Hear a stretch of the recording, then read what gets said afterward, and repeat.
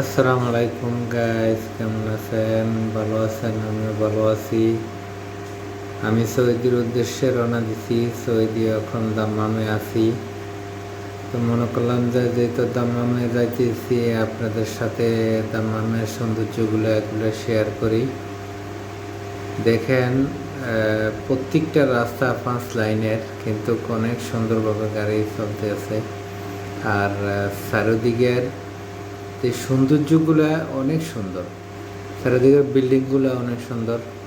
তো আমরা রাত্রে যাইতেছি, তো এই কারণে ওই পুরোপুরি একটু ক্লিয়ার নাই। তারপরও মনে করেন যেন যে ভিডিও যতটুকু উঠাইছে ভিডিওটা, মার্শাল্লাহ অনেক সুন্দর দেওয়া যাইতেছে। তো আমাদের যারা সৌদি প্রবাসী, আমার ছেলেও আছে দাম্মামে, এবং কি আমার ভাই ভাতিজারাও আছে, আবার আমরা নাতি একজন আছে।